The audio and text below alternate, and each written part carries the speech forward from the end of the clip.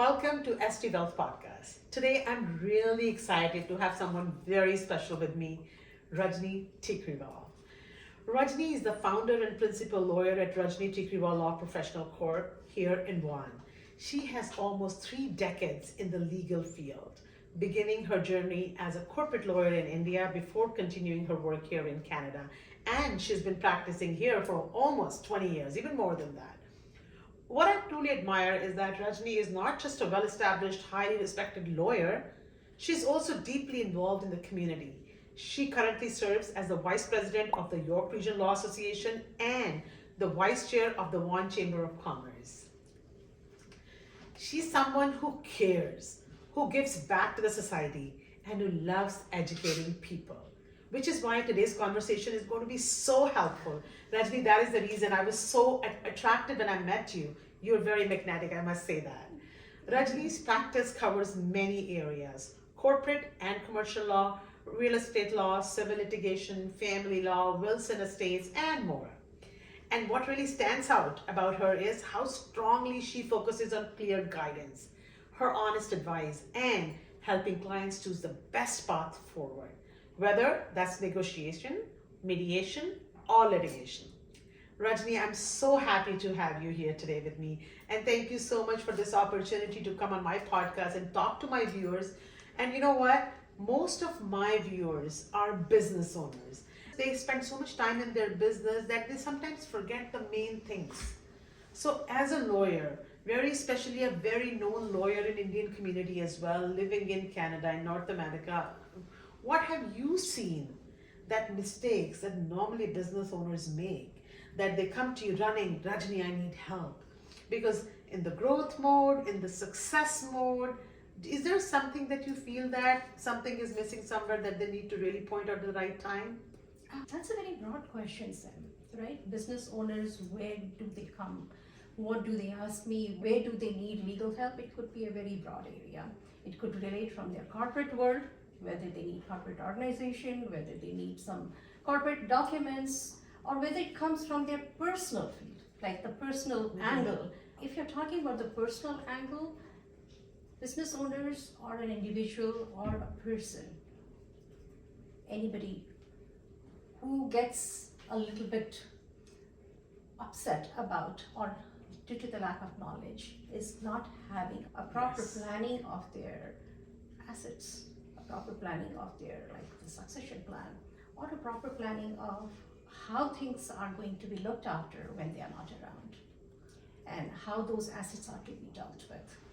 So rightly said. So rightly said. Business owners, for them, planning is a big piece. And while they're planning to grow their business, they're forgetting about the planning which is actually needed because nobody knows the date they're going to go.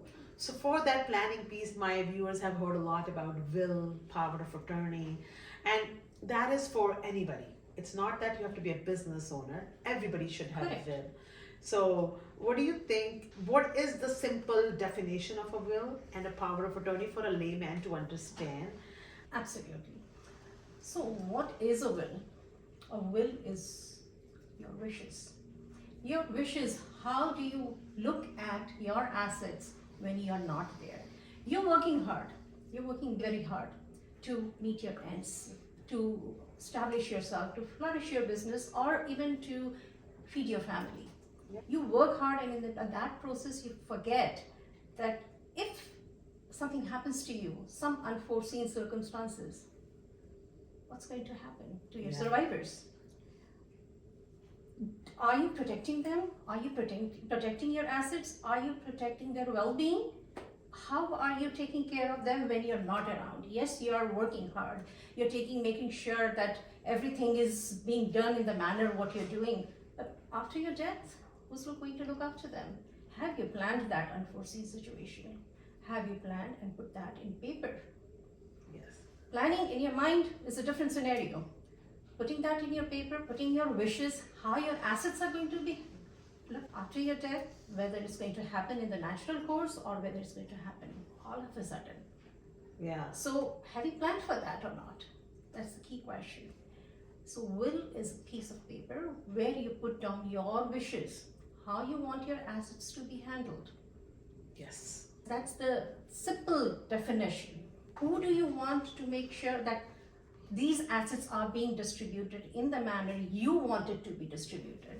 It's not the third party, it's not the government, it's not the Superior Court of Canada, it's not any other person who you do not know. You know your spouse, you know your children, you know your friends, you appoint them as an executor. And that's the key factor. That is in your control today. That is not in any third party's control. So I want to actually ask you one question right after this comes to my mind right now. What if a person dies with no will? So is there a live example that you have, or do you think there is something? What will happen if somebody doesn't have a will and the person dies? So at least they should know, why we're talking about it.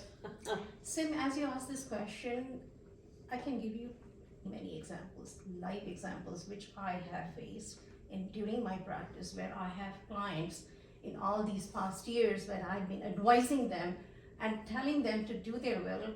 And yes, Rajni, we will do it. Yes, we are coming back next month. Yes, we are coming back after 2 months. And the last thing that you want to hear is that person is no longer there. That is the situation when the family comes running over and saying, what to do now?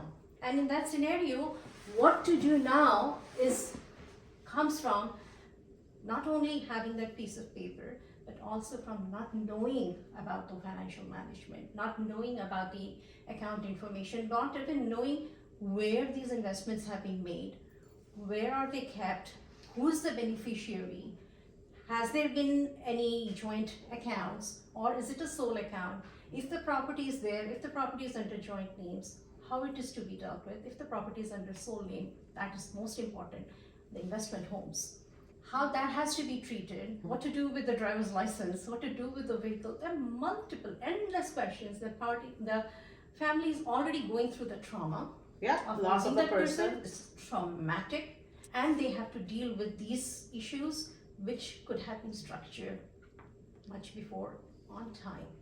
So that they don't have to go with that. They don't have to go with applying for the appointment of the executive trustee. All this is planning, looking ahead, having that foresightedness. Have you seen them fighting? Sometimes people say, oh no, mom said this was mine, dad said this was mine. Absolutely. Yeah, these things also happen, right? I'll give you one example. There was an elderly client of mine many years back. His wife was sick, and before wife was sick, the husband and wife came to me and they did a will. They had allocated it to the 2 children. Then the wife got sick, and one of the child did not take care of the wife. After the wife's demise, the husband came to me and said, I want to take off that child from my will. I've seen that in my practice. Change in relationship. It's a material change in circumstances. Yeah. You wanted to update the will. Yes, you can do that. You make a will, there are change in circumstances, you come and revoke the previous will, and you do a new will. That's in your hands. You don't want that child to have the benefit of it, it's in your hands, right? Yeah, while being alive, you can. Then, after 5 years of time, that child came back to his life. Good for him, very good for him, and started taking care of this aging father. And there was again a change in circumstances. He came back, changed his will, and then had both the children. See? So, what I'm trying to say here, Sam, that these are your wishes, and you can put that down in your will and change it and update it as and when the things change. So is there a time frame, Rajni, in which they should actually come and review their will? Because things keep changing. Sometimes people don't even remember. Like sometimes I feel that in the past, very initial in my career, whenever I used to travel by air, if I'm traveling, I used to just go to my lawyer, change my will. If something happens, I want this to go to my husband, this to my kids. Then with the time I understood, no, you don't need to change it every time. And then I realized that okay, now I've got these properties, I've got all that thing, I should make another will. Then I realized, no, once I write it, any assets I own anywhere in the world, I don't need to change it everything. But if there is good change, if there is, just like you said, one of the children, they didn't want him to get anything. So to review those things, sometimes in those kinds of mindsets, people forget. So is there something, even if everything is going good, they should revisit the will every few years? What do you say is the timeline? No, there is no such timeline. It's about what we in the legal world, we use material change in circumstances. So say if you have made a will, I always tell my client, even if the child is 18 years old and if he or she has a bank account, get a will done, God forbid something happens to him, you're running in courts just for that one bank account where the amount gets frozen. Get it done. Get it for your children who are adults, who have any asset. Don't wait for them to get real estate asset. Don't wait for them to get big investments. Don't wait for them to have a high network value. Whatever asset is there, protect it by the piece of paper. You said it's so right. Even for the 18-year-old child, for the 20-year-old son or daughter, they'll say they don't have anything. But you said even if they have an account, they should have it. So is it very expensive? I want you to make it very clear for people because they think, oh, will is something when you can afford it, when you have things. So what do you think, just for a layman to understand? It's a mindset, right? It's a thought process. Traditionally, people thought will is something which you should make when you are old. Yes, Right? you're right. When you're really ready for the departure, your exit there, and that is the time when you need to make the will. No, that's not the case. Will, again, is you structure, you put it into words, what you want to, what your assets to be dealt with, how your assets to be dealt with.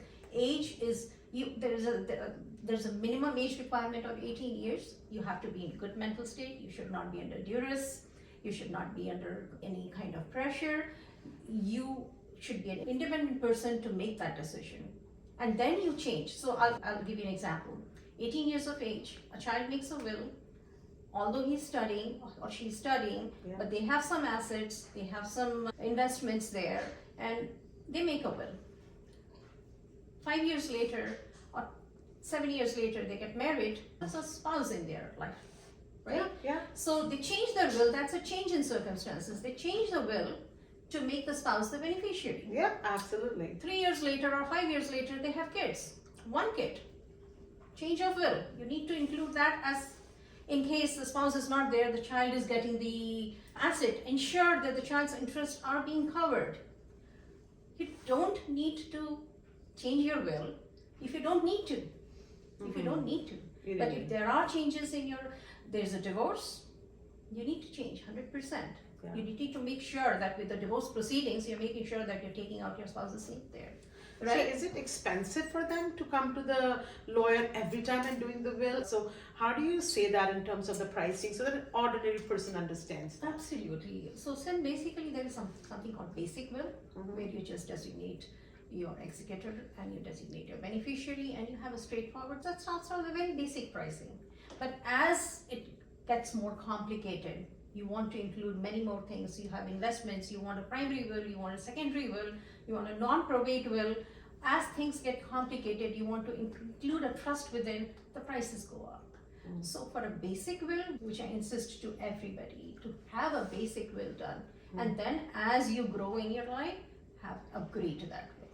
And basic will is very inexpensive. Very inexpensive. It's affordable.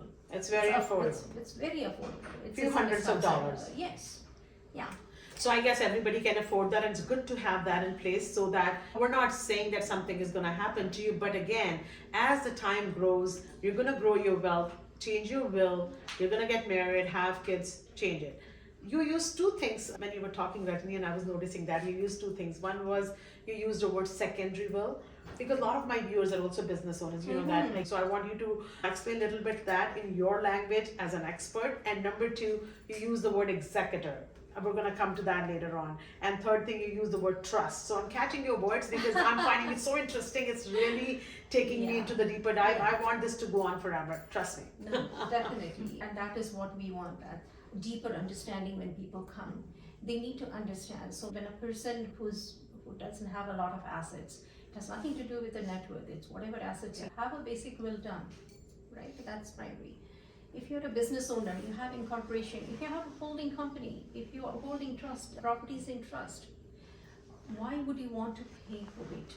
Why would you want to pay estate administration tax on the properties which can be planned through a secondary? It's called estate planning. You plan it, you discuss it with your lawyer, you discuss it with your financial advisor, you discuss how you want to structure it. What do you want to go into probate and what you can pass it on through non-probate. Will is also called a non-probate will. How you just pass on, in simple language, if it is a corporation that's holding 5 different real estate properties, right? You don't want to pay probate taxes on the value of the net value of all these 5 properties if it is being held by a company, a corporation, a holding company, right? And that company, all you want to do is to designate the shares get passed on to whosoever is your beneficiary, or whosoever is designated by you to have that property. That's so interesting. So secondary will, what you're saying right now, and I'm understanding, is that if they don't have a secondary will, and if they have multiple properties in the holding company, everything will go through probate. Correct. And if they have a secondary will, then they can give the shares to the people they want to leave the shares to, and they bypass the probate.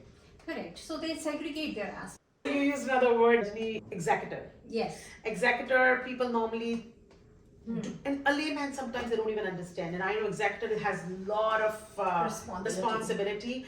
And even in one house, let's say there are 2 kids, and you make one kid as an executor, and that person has to really work hard when the time comes for the will to read and assets to be distributed, and that person wants a little more. So I want you to, with your expert knowledge, in a very layman language, what do you want to say about that? Executor is an important responsibility. So trust comes first. Who do you trust? That would make the best decision, and that who would respect your wishes and who would do exactly in the manner what you want. What you wanted, yeah? What you wanted. So maturity level, capacity level, trust factor, all this comes into picture when you make a decision. It's an important decision. Yes, if the executor is spending a lot of time over the paperwork and the legal process and everything, and that person is, say, not a beneficiary, if the children are, the example is that if the children are young and both husband and wife passes away, you have an alternate executor who's as a friend, who's spending quite a time to take care of everything. There is a compensation that is required under the law that should be paid to them if they chooses to ask for that compensation for that time. If they choose to ask. If they choose, they can waive it off. Okay, they can. But by law, in every will, we have to put that the compensation clause in there, that they're entitled to ask for that. And if there are 4 kids and out of 1 kid they make it as an executor, okay, you are the oldest kid, you will be the executor, and let's say the will says everything goes 25% to all the 4 kids, and 1 kid is doing extra, so that kid can get more and will be taken from all 3 others? No, he won't get more. He'll get 25%, but he can, if he chooses to, he can ask for the compensation as for performing those duties. Oh, and that's not an easy duty. That's not an easy duty, but it again, it's all about at what stage and age they are and what is their chemistry between the other siblings with the other siblings. So it's all like that's a fluid situation which changes when you make your will, and when the time comes, what is the situation, how they are, their relationship is. But the government, it's mandated that they can ask for compensation. And they can change the executor. If say I choose an executor today as this person, and tomorrow I feel no, this one should not be the executor. You can change it by your life. 100%. You can change anything and everything in the will. Anytime. Anytime. Time comes in, and as things change, your perception changes, your relationship changes. And you can change everything. And you can revoke your will, and you can change anything and everything in your will. You can start it from scratch. Once you revoke, that will is revoked, and you can start from scratch. You can just make new. And that happens when a person remarries. Yeah. They have more kids from a second marriage. Like, there are multiple, endless examples. I've seen so many things. I can talk for hours on these subjects. But at the end of the day, it is change in circumstances. You feel it in your heart, it's time now to change your will. Or it's a situation like sometimes people, when they have minor children and the children have grown like 35, 37 and they don't change their will, then you have not been vigilant. You need to be vigilant about those changes, because there is a custodian guardianship there, and the children are already like parents. Yeah, they're right, already, and you haven't updated your will. So that's not right. Like, you need to be conscious about that. But end of the day, so trustee and executor, is there a difference between the two? I know in the insurance world we use the word trustee. Yes. Executor and trustee is one and the same thing. We define it as the same thing in the will for the purposes of a will. That's because they are the trustee of the assets to make sure that the estate trust is being disposed of in the manner you want. Absolutely. But when I'm talking about custodian and guardianship, that's a different story, and that's another important component of the will. When your children are minor, the assets are going to be distributed as you want, but they are minor. Who's going to take care of them? Who's going to be their custodian and guardian? That's an important component that So you can needs to choose be that. put in. You must choose that when your children, and that is one of the major reasons, apart from not having big assets. If the children are minor, you must have a will to ensure that the custodian guardianship is well mentioned, so that there's no fight about who's going to take care of the children. Which is Who's very, going to manage very the important. estate on their behalf? Who will be the custodian of their assets? Very, very right. So Rajni, this is going so well. I'm getting so excited and my goosebumps coming listening to everything.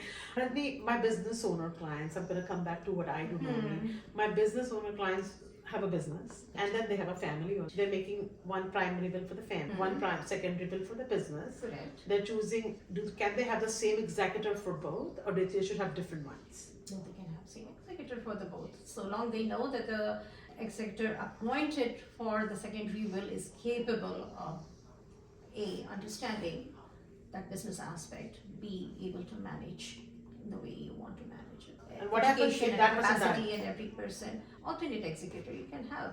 Contingent beneficiary, Yes, just like that. correct. And the contingent like executor too. So it's always good to have two people? Again, your comfort level. Sometimes people are not comfortable having an alternate. That's your choice. But Okay. yes, you can. Seeing a regular family and a business family, is there anything in particular you want to suggest the viewers, that if you're a business owner or you're a doctor or you have a restaurant or you have a big enterprise, you know what, please keep these things in mind. Is there something you want to tell my viewers, because I know they all want you to have it here forever? Yeah. It's a lot of planning. As your net worth grows, as you manage your business, you need multiple people to ensure that this estate planning is well drawn. And for that, it's definitely a lawyer that you need to consult. But with that, you need an accountant, you need a financial advisor, right? All of this together becomes a team to advise you to plan your asset, to make sure that your assets are dealt with in the way you manner. So it's not just one service provider. You need, It's a it's teamwork. a teamwork where there has to be a mutual understanding, an actual assessment of how these assets are to be taken care of. So for the business owners, I truly advise that you meet with your financial advisor, you meet with your accountant, you meet with your banker, you meet with your lawyer, and have a team and then plan, and then the final decision is yours, what to incorporate within the will after that discussion, so that we can structure the will and we can customize the will accordingly based on that wishes. They all should. Because in the business you have to remember, Sim, also that should something happen to you suddenly, what happens to that business? Who's running that business? Yeah. Do you want to wind up that business? Is it a kind of business that needs to be wound up if it's a service industry? Or is it a business that you can continue, or your family can continue, or your partner can continue with it? So multiple considerations have to be taken into account. Contingency planning, succession planning. Correct. So it's yes, you rightly said, contingency versus succession. Yeah, So those are the things. sometimes it's just contingency planning, but people forget about the succession planning together. So it comes hand in hand together. And nobody's talking about it. Normally people, when they're working, they're only working. They're not even thinking about these things. And that's why when they hear from you, somebody who's an expert, who's got so much knowledge, who's got 30 years of experience, this is something that I really thought that they should get it. And Rajni, one thing before we wind up, I really want them to know, this is something about, will is about when you're not there. But when you're there, I know my own mother, when before she passed away, for 3 months she was in ICU like a vegetable. And there's so many times people, they lose their capacity, or somebody can have Alzheimer's or anything like that, and that's where comes power of attorney. So do you want to just briefly tell them the difference between power of attorney and will? And I think that's very useful for them too. Yeah, no, it's a very good question, Sam. So because this is important, people don't understand. A lot of people, they don't even understand the difference between a will and a power of attorney. Yeah. So in simple language, will comes into picture after death. Yeah. Power of attorney is when you're alive. When you're alive, somebody needs to take decisions on your behalf. When you are incapacitated, physically or mentally. You're incapacitated to take decisions. May it be from a natural illness, may it be from an accident. It could be any reason, but if you're incapacitated, somebody needs to take decision on your behalf. And that comes from not only decision about your health, but about your business, about your family, about your assets, and with the having access to those bank accounts. Imagine a scenario where you have a lot of funds in your bank account, but there is no power of attorney. The survivor does not have access to those accounts to run or pay the mortgage, or to pay the bills, or to run the business. So that power of attorney is extremely important to have in place. What's going to happen? Otherwise, everything is frozen. You have this estate, but nobody is having the access to that estate. So power of attorney is like multiple types. One could be just general power of attorney, which covers health and financial. You want to segregate it, keep financial separate, keep health power of attorney separate. There's continuing power of attorneys for property. Those are generally when you're traveling and you want somebody to be signing the legal documents on your behalf. So there are multiple power of attorneys. One thing, Sam, I would like to talk to you about is something called living will. Yeah. Living will is, again, people... Oh, is that not power of attorney? No, it's not a power of attorney. Oh, okay. It is a will, but it's effective during lifetime. It's a living will. What is it? It is basically you, how you want to be like physical. It's all about your health. So say if you're on life support and you don't want to stay on life support, but the family is emotional about it. The family does not want to pull you out from the life support. You do not want any blood transfusion. You don't, there are multiple categories. I won't go into that, But end of the day, in a nutshell, you want to say that if time comes, let me go. Don't hold on to me. Pull the plug. And that's a decision, again, the chemistry of your family. You know your family, you know that they will not be able to take that emotionally not so strong, even though you have conveyed your wishes. That is the time when I tell that first tell me how well you know your family. If you have talked to your family and the family knows that this is your wish, you don't need a living will. But if you feel that they are emotionally weak and they cannot let you right? know. Take that decision, put that in the living will. It will help the doctors. It will help the doctors, it will help the family to take a decision on your behalf. And then there are a lot of details that we put it in the living will if needed. That is something that I think this is so important what you said. And now one final thing, I have seen people make the will and they put it in the bank locker and nobody has access to that bank box, and the will is made for what? For what? You don't have an access. So power of attorney comes into picture. There are people, when they come to me, they say, Rajni, can you be the custodian of my will? Can I keep the will with you? I'm hesitant. Why? Because I don't know about my life. What if something happens to me? You'll be running around the world to find out where your will is located, which is your property. Right? Yeah. So there are several service providers. There are private service providers too. There is government there. There's Superior Court of Justice too. So there are ways where if you don't want to keep it in your safety deposit box, not in the bank locker or the bank safety deposit box, within the house too. But there are multiple provisions. So you can talk to me. You can find out that there are multiple processes where you can keep the will there and safeguard it. But yeah, do not keep it in the locker if your family members do not have access to it. It's useless. This is so interesting, Rajni. I wish we could talk because there's so much that I am getting out of it that I'm sure my viewers are really going like, this is going to be so nice.